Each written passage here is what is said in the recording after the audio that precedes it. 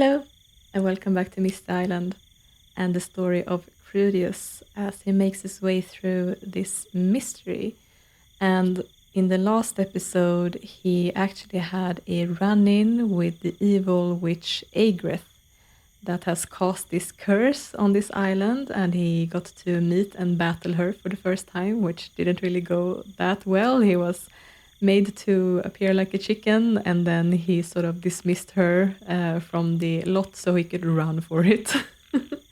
He has realized that she is definitely more powerful than he is, and he needs to quickly find a way to get his supplies and get off this island as soon as he can.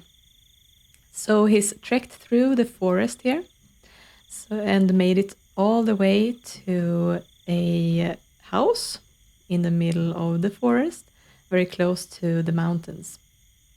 And this is no doubt the family home that the skeleton was talking about.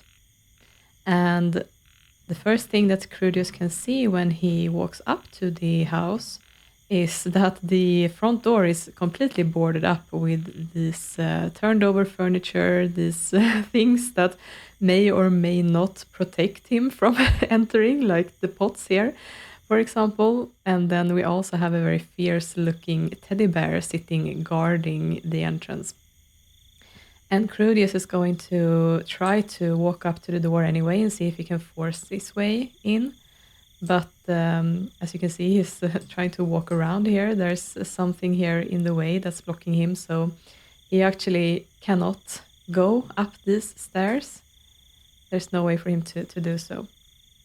He can also sense that there's something strange about this wolf, or werewolf rather, teddy bear.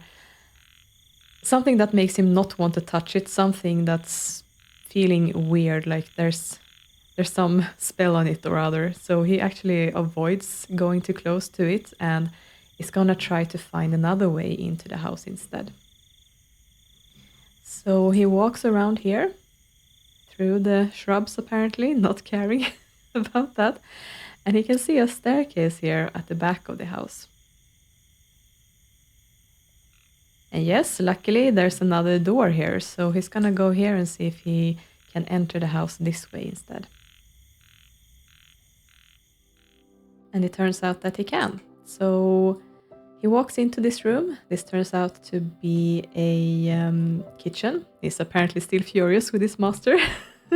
Through all the hardships that he's going through here on this island, he's just thinking that this evil man is the root cause for all of it.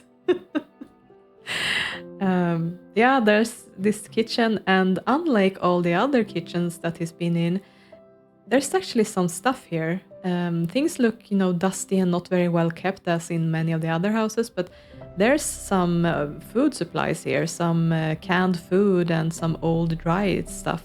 So it looks like there's someone who's been using this space and that has not been able to cook themselves, but has been taking everything that they can to just eat directly from the can. So he's pretty confident that there's probably a living person here somewhere. He's gonna take a peek here into this room here. There's just a bathroom.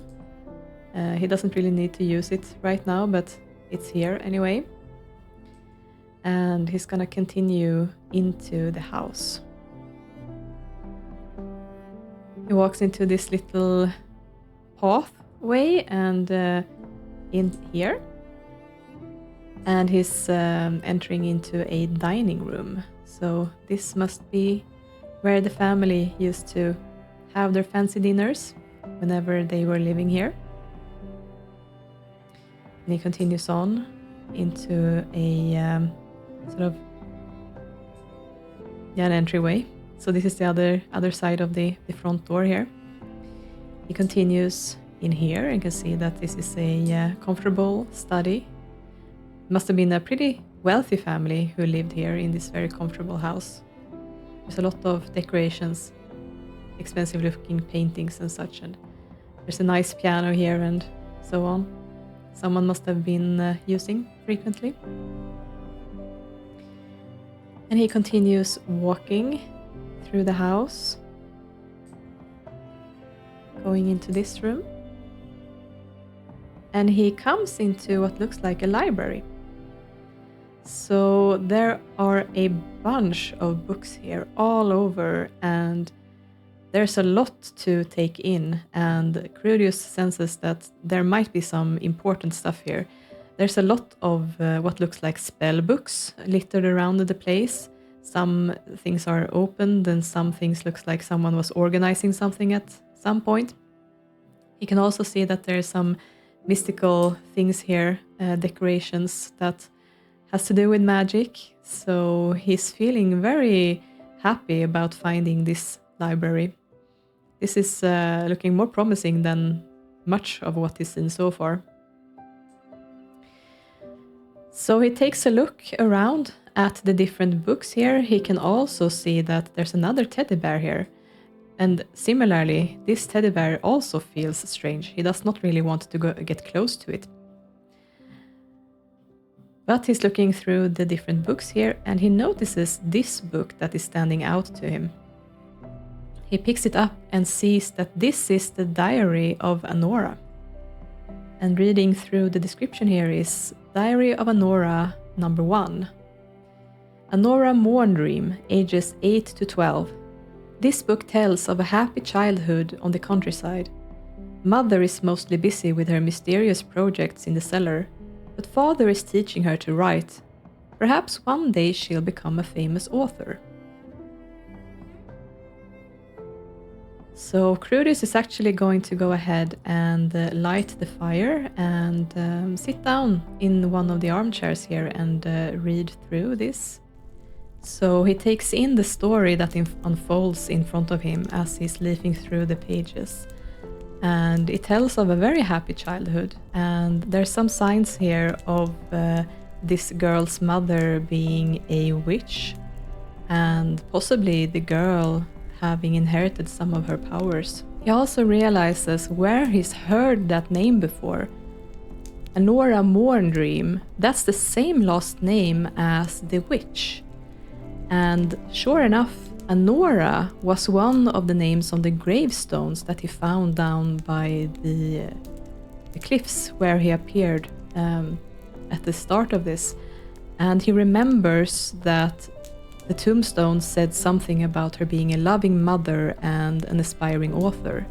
And there was also the tombstone of her, or possibly her husband, that said that he was everyone's friend, and also that he had an enemy.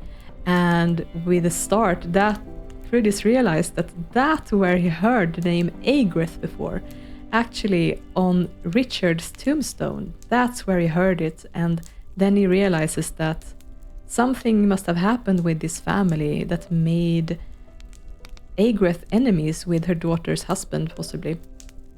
And that might lead him to the answer to this mystery, if he can just learn more about this. So he goes ahead and puts this book away, and feeling inspired by this find, he is also going to go ahead and look through the shelves here to see if there's anything else that he can find to read. And sure enough, there's another diary of Anora over here.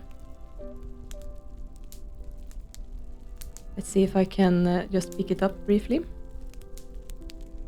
This one reads, Anora Morndream, ages 13 to 18. A young man appears, Richard Crestgloom. They fall in love, and she starts to dream. Perhaps she'll be happy on the island, but what else is there? Will anyone read books written by a no-name woman living in the middle of nowhere? So he's gonna go ahead and read through that book as well. And now he knows for sure that this is something that's gonna lead him to the right path. This story tells about a young girl and her mother and a growing strife between them. And a lot of it has to do with young Richard and the new relationship. And it seems that a lot of their decisions and their wants are clashing with each other. And the mother and the daughter are starting to butt heads about a lot of things. And Krudius is sure that if he can continue to read through the diaries of Anora, he might be able to find some more answers. So he's going to go ahead and keep browsing these bookshelves, try to find something more that he can do. So he's gonna grab some random books here in the bookshelf to try to find out, is there anything more that I can learn from this? So he goes ahead and puts out one of the books, and all of a sudden the bookcase turns over and he is spat out on the other end here in a very slim room, completely cast in stone. And he can only see one way out, and that is down the staircase into what looks like a cellar. So he's gonna head downstairs. And he is very, very gleeful and happy to find exactly what he has been looking for. A cauldron, and also in the corner here there's a spell book. Krudius is ecstatic at what he can do with these things. But there's also something else happening as he descends the staircase, and that is a grinding, scraping noise from upstairs. Realizing that something has changed, Krudius is going to run back upstairs and take a look. And sure enough, where there was a bookcase only just now is just an empty wall. But this is where we will leave Krudius for now, and let's catch up with him tomorrow to see how he resolves this situation.